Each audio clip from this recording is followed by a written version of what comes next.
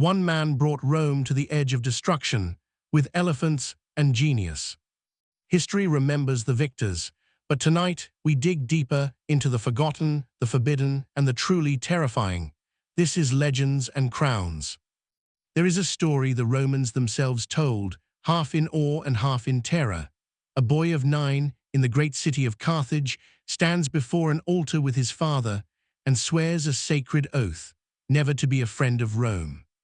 The father was Hamilcar Barca, a Carthaginian general who had fought Rome and lost. The boy was Hannibal, and he would spend his entire life making good on that childhood vow. Carthage and Rome were the two great powers of the Western Mediterranean. They had already fought one brutal war over the island of Sicily, and Rome had won, stripping Carthage of its islands and its pride. The peace that followed was less a peace than a held breath waiting to be released. Hannibal grew up in Spain, where Carthage had rebuilt its strength on silver mines and fierce native armies. He was by every account extraordinary, fluent in several languages, tireless, sharing every hardship with his men, sleeping on the ground wrapped in a common soldier's cloak. The Roman historian Livy, no friend of his, admitted that no commander was ever more beloved by his troops. By his late 20s, he commanded them all.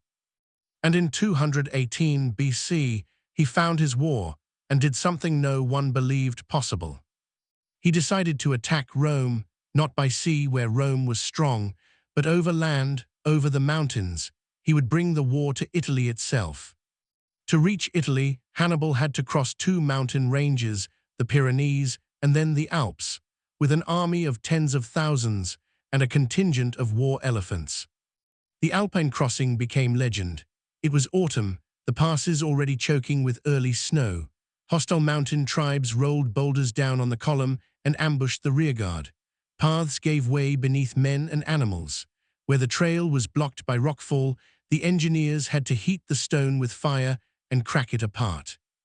Historians still argue about the exact route. Which pass he used remains one of the great unsolved puzzles of ancient history, debated for over 2,000 years. For over 2 weeks they climbed and descended through the roof of the world. By the time Hannibal staggered down into Italy, he had lost nearly half his army to cold, hunger, and the mountains. Of the elephants, only a handful survived. But he had done it. He had appeared in Italy from a direction Rome thought was impossible, behind their defenses, on their own soil. And now he would show the world why he is still studied in military academies today. Rome sent army after army to destroy this invader, and Hannibal destroyed them instead with a tactical genius the ancient world had never seen. At the river Trebia, he lured the Romans across freezing water at dawn, hungry, soaked and shivering, into an ambush his brother had hidden in the reeds the night before. At Lake Trasimene, he did something almost unheard of. He ambushed an entire Roman army on the march, trapping them in a morning fog against the lake shore. Tens of thousands died in a few hours. And then came Cannae, 216 BC, the masterpiece. Rome raised the largest army in its history to crush him once and for all, perhaps 80,000 men. Hannibal had far fewer. He arranged his weaker center to bulge forward toward the Romans, then deliberately let it be pushed back, slowly, drawing the massive Roman army deeper and deeper into a sack of his own making.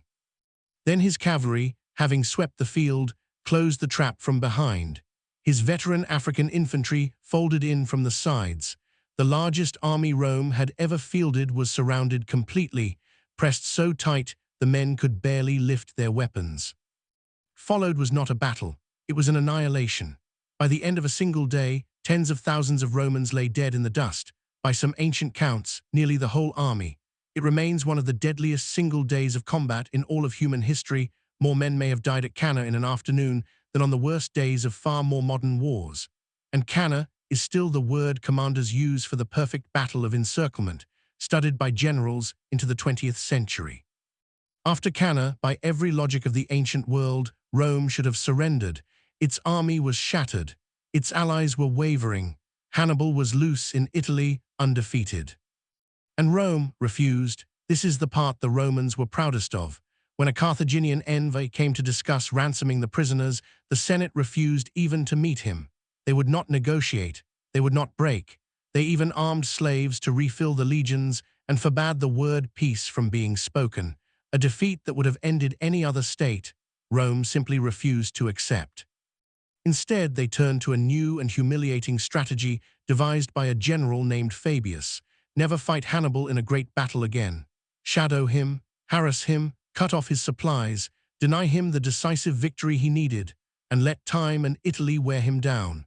The Romans mocked Fabius as the delayer until they realized he was right. Because here was Hannibal's problem: he could win every battle and still not win the war. He had no siege train to take the city of Rome itself. Carthage, jealous and divided, sent him too little support, and year after year, stranded in enemy territory, his unbeatable army slowly bled away with no way to replace it. Some of his allies did defect. The great city of Capua opened its gates, and far to the south even Syracuse turned against Rome. But Rome's core held. When Hannibal finally marched on Rome itself to draw its armies away, the Romans famously sold the very ground his camp stood on at auction, for full price, as if he weren't even there. It was psychological warfare answered with psychological contempt. He could not break their nerve, and he knew it. Rome's salvation came in the form of a young commander who had survived the slaughter at Cannae as a teenager and had lost his father and uncle to the war, and who had studied Hannibal's methods obsessively. His name was Scipio. Scipio understood the only way to truly beat Hannibal was to use Hannibal's own genius against him and to threaten the one thing Hannibal could not ignore. So instead of chasing him around Italy, Scipio took the war to Spain and then to Africa itself. He attacked Carthage's homeland. Scipio was a new kind of Roman, flexible, charismatic, willing to break with tradition. In Spain, he captured Carthage's great stronghold there in a single daring assault and treated his prisoners with a famous mercy that won enemy tribes to Rome's side. It worked. For the first time, Carthage was the one in danger, and after 15 years rampaging through Italy undefeated, Hannibal was finally recalled home to defend his own city. The two greatest generals of the age finally met face to face in 202 BC on the dusty field of Zama in North Africa. And here, Scipio had learned every lesson. He neutralized Hannibal's elephants by opening lanes in his ranks for them to charge harmlessly through. He had the better cavalry now, and he used it exactly as Hannibal had at Cannae, swinging it around to strike the enemy from behind. For once Hannibal lost. Carthage surrendered. It was stripped of its fleet, its empire, and its power forever, reduced from a Mediterranean superpower to a single dependent city. The held breath had finally been let out, and Rome stood as the unchallenged master of the Western world. There is a final haunting story. Years later, in exile, Hannibal was supposedly asked by Scipio himself who the greatest general of all time was. Hannibal named Alexander first, then Pyrrhus, then himself. Scipio, amused, asked where Hannibal would rank if he had beaten Scipio. Hannibal replied that in that case, he would place himself above even Alexander. It was, in its way, the deepest compliment one master could ever pay another. Rome survived Hannibal not because it outgeneraled him for most of the war, but because it simply refused to admit it had lost. And in the end, that stubbornness built an empire. Cannae was the perfect battle, but Rome won the war. And that is where our story ends for now.